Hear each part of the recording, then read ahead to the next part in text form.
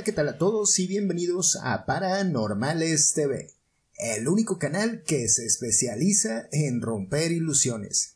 En otras palabras, este es un canal donde hablamos de temas sobrenaturales, pero desde un punto de vista crítico y muy escéptico. Sobre aviso, no hay engaño. En el año de 1855, un pequeño grupo de estudiantes del Trinity College de la Universidad de Cambridge se reunieron para hablar sobre fantasmas, espiritismo y otros fenómenos psíquicos.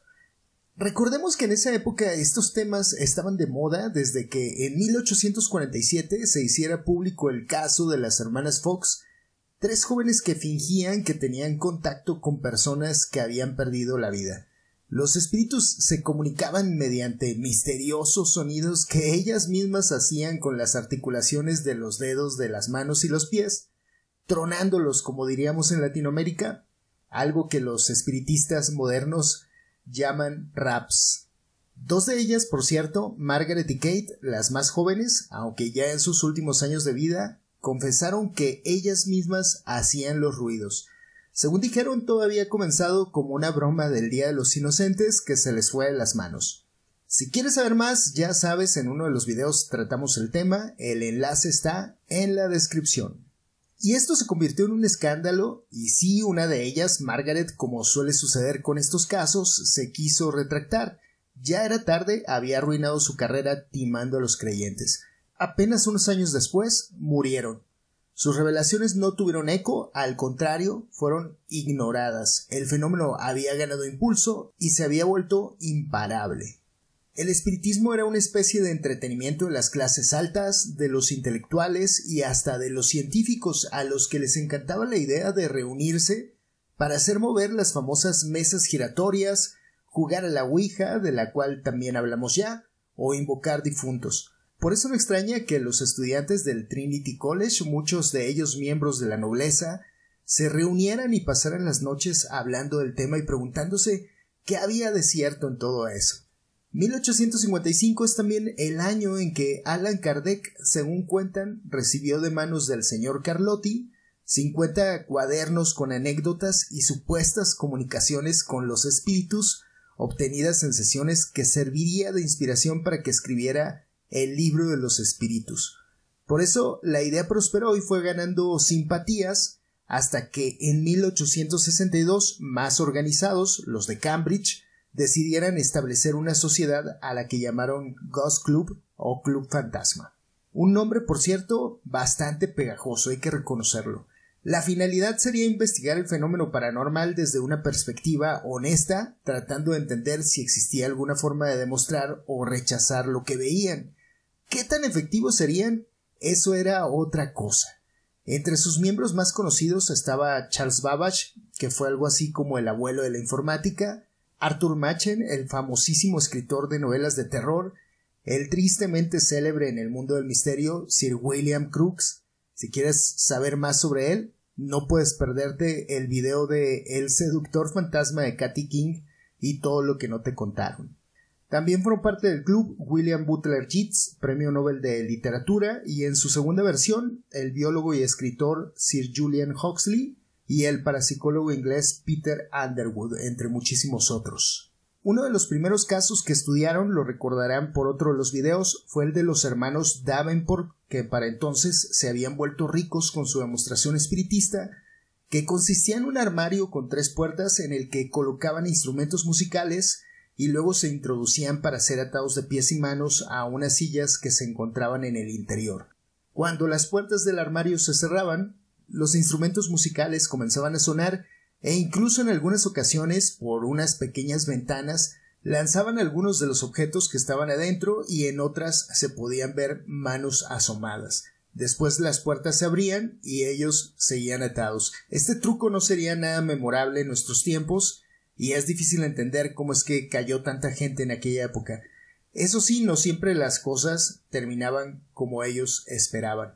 Pues el Club Fantasma fue el primero en entrar al tema y desenmascararlos, aunque tal vez convencidos de que solo se trataba de un truco de prestidigitadores, decidieron no hacerlo público.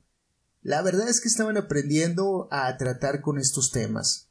Finalmente, el 7 de marzo de 1865, 3 años después de la intervención del Club Fantasma, John Neville Maskelyne vio el espectáculo y pidió 3 meses para recrear el truco, lo que sucedió el 19 de junio de 1865. Las imágenes que ahora están viendo son tal vez uno de los primeros debunks registrados en fotografía. El problema del club es que todavía no contaba con herramientas como las que contamos ahora para desmontar fraudes paranormales y que muchos de sus miembros, algunos muy conocidos como podemos ver, a pesar de su educación, creían en esos fenómenos.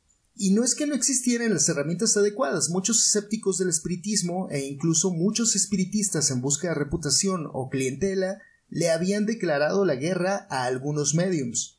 No era el caso de la mayoría de los miembros más célebres del Club Fantasma, que más bien querían confirmar científicamente o explicar científicamente lo que creían que era real. El escritor Charles Dickens, tal vez uno de los miembros más famosos del club, creía que estos fenómenos tenían una base fisiológica y que las apariciones eran el resultado de un estado desordenado de los nervios, mientras que Arthur Conan Doyle, de quien podríamos esperar un mayor escepticismo siendo el creador de un personaje como Sherlock Holmes, podía ser engañado hasta por un par de niñas que decían fotografiar hadas. Y creo que de eso se me olvidó hablar antes, necesitamos un video urgentemente.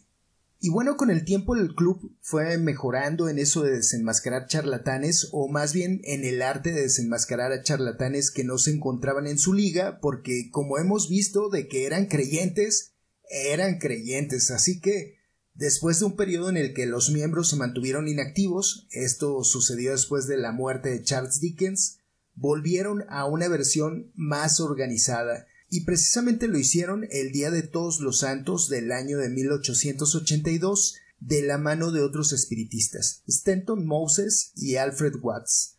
Watts, por cierto, también fue miembro de la Sociedad para la Investigación Psíquica, pero esta va a ser otra historia. Aquí lo que sobran son temas.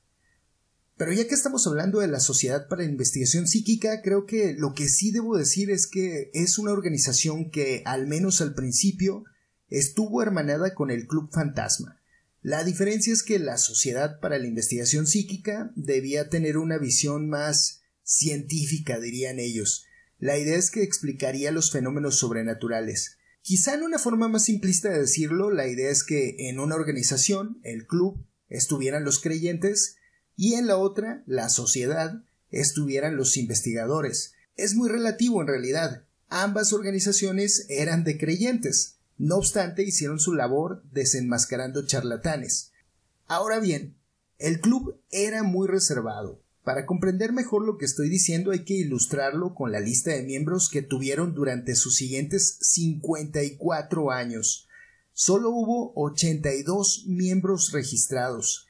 Entre ellos obviamente no había ninguna mujer. Eran una especie de club de Toby. Y tenían también un comportamiento algo sectario. Se cuenta por ahí que, al menos en el pasado, los días 2 de noviembre de cada año se reunían, recitaban los nombres de todos los miembros, vivos y muertos, y algunas personas juraban que alguno que otro de los que ya habían fallecido se manifestaban con algún ruido extraño. Cosas de espiritistas, pues. ¿Han escuchado de Thomas Douglas Murray? Apuesto a que sí, pero que tal vez no recuerdan su nombre. Era un miembro del club. Es el que supuestamente fue maldecido por una momia cuando compró la tapa del ataúd de una sacerdotisa maligna de Amen-Ra. La historia es esta y podríamos imaginarlo contándola a los miembros del club. De hecho, se sabe que la contaba una y otra vez en la década de 1890. Había comprado la tapa en Luxor a unos ladrones de tumbas. La tapa es esta. Hoy en día la conocen como la momia de la mala suerte, aunque eso de momia es mucho decir, es la tapa nada más. La momia debieron venderla como aceite para curar heridas. Y no exagero, de verdad, tal vez terminaron en raspón del codo del bisabuelo de alguno de nosotros. El asunto es que Thomas Douglas, los que lo habían acompañado durante el viaje, sufrieron muchos percances. Uno se adentró en el desierto y nunca volvió a aparecer. Otro perdió un brazo a causa del disparo accidental de un sirviente. Una vez en Inglaterra, otro miembro del grupo se fue a la quiebra y otro contrajo una enfermedad que lo dejó postrado. El caso de la momia llegó hasta los oídos de Madame Blavatsky, la teósofa y charlatancísima, quien rogó que se la regalaran. No le perdía, ¿verdad? La historia no es gran cosa ahora, a no ser porque el relato es exótico por los lugares en los que estuvieron, la forma en que la compraron y todos esos detalles, pero en su momento debió funcionar muy bien. O bueno, ¿qué digo? Tenemos a medio internet emocionado con unas momias hechas con huesos y papel de baño. Y si me preguntaran a mí cuál fue su momento más glorioso, yo diría que cuando llegó a la presidencia el psíquico pero casi escéptico y súper investigador Harry Price, un tipo con más de capo que de espiritista que parece sacado de una película de la mafia italiana. Spoiler, él también merece un video completo porque tiene un montón de anécdotas. Y sí, yo sé que este video tiene más de recuento de casos que ya hemos visto y de promesas de nuevos videos, pero tenía que ser así para poder avanzar en el tiempo. Creo que ya se lo he dicho a todos ustedes, pero soy un gran fan de esta época y espero haberles contagiado ese entusiasmo.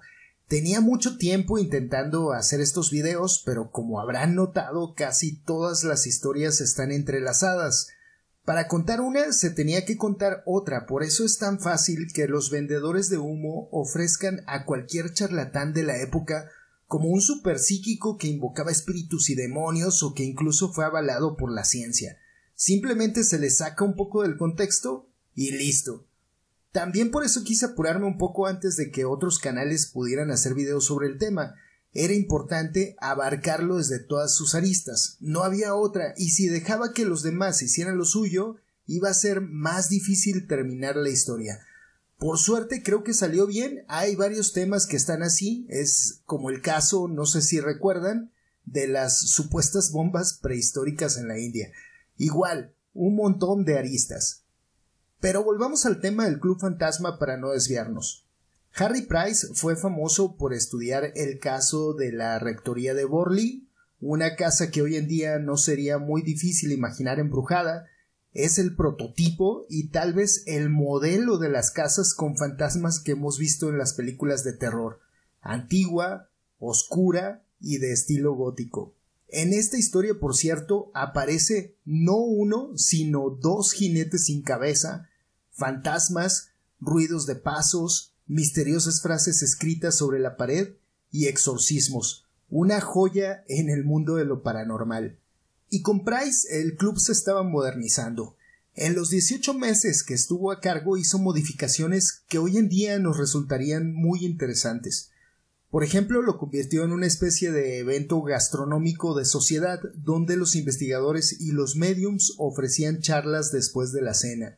También admitió mujeres y especificó que el club no era una iglesia o una asociación espiritualista, sino un grupo de escépticos que se reunían para discutir temas paranormales. Los miembros de este periodo incluyeron al filósofo inglés Edwin Mitchison Joad, Sir Julian Huxley, que no necesita mucha presentación, el periodista y novelista Algernon Blackwood, el también escritor Sir Osbert Sitwell, y Frederick Montague, primer barón de Engwell. Pero como todo lo que comienza, termina, ese fue el caso del Club Fantasma. La gente poco a poco fue perdiendo el interés, así que cerró sus puertas en 1936, después de 485 reuniones. La teosofía y el ocultismo se estaban poniendo de moda, así que no es difícil imaginar que el interés por las mesitas de té y tomarse de las manos para invocar fantasmas estaba decayendo. En un mundo al borde de la guerra, los registros secretos de cada reunión del Club Fantasma se depositaron en el Museo Británico. La burocracia del club tomó actas de cada reunión, dejando 16 volúmenes de notas escritas a mano. El último responsable las tomó y las entregó a las autoridades del museo con la condición de que permanecieran cerradas hasta 1962 por respeto a la confidencialidad de sus miembros. Son miles de páginas de registros que aún no se han investigado adecuadamente. Nosotros todavía tenemos tiempo, así que con calma, que llevamos prisa. Espero que el video les haya gustado. Si es así, recuerden suscribirse, dejar un comentario y una manita arriba. Ya sé que me he excedido más de la cuenta, pero olvidaba decir que el club tiene una nueva versión mucho más light y moderna, con membresías, suscripciones y beneficios especiales. No es lo mismo, pero realizan turismo paranormal y toda la cosa. Aquí abajo dejaré un enlace para los que quieran visitar su sitio web. Ahora sí, ya terminé. Nos vemos en el próximo video y mientras tanto sean felices y tengan siempre presente que saber nos hace libres, aunque perjudique severamente la ignorancia.